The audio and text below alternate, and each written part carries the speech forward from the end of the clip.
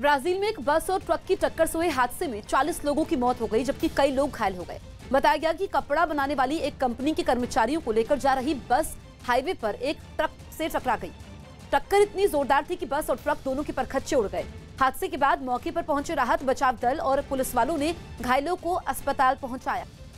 पाकिस्तानी खुफिया agency ISI आतंकवादी संगठन लश्कर-ए-तैयबा और जैश-ए-मोहम्मद के बीच तल्खी को कम करने में जुटी है। न्यूज 18 के संदीप बोल की रिपोर्ट है कि इसी महीने के पहले हफ्ते में इस्लामाबाद में ISI ने यूनाइटेड जिहाद काउंसिल की बैठक बुलाई थी।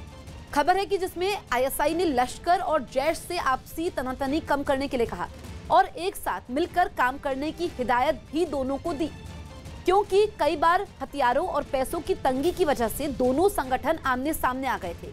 खुफिया रिपोर्ट के मुताबिक बैठक में घाटी में आतंकी गतिविधियों को बढ़ाने के लिए भी कहा गया, जिसके लिए आतंकी संगठनों को हथियार, गोला बारूद और पैसे पहुंचाने का भरोसा दिया। दिल्ली के चांदनी चौक इलाके के एक बाजार में कोरोना के नियमों का सख्ती से पालन होता दिखा।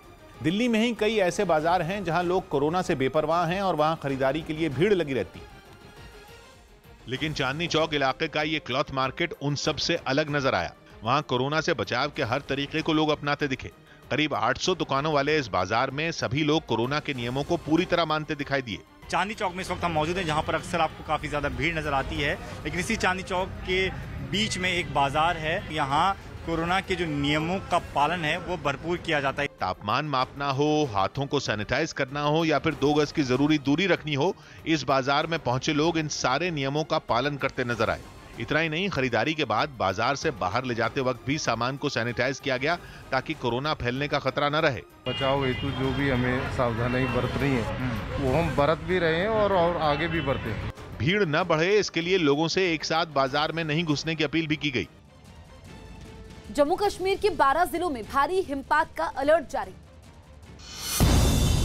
जम्मू कश्मीर के 12 जिलों में भारी हिमपात का अलर्ट जारी कर लोगों से इन जगहों पर न जाने की अपील की गई।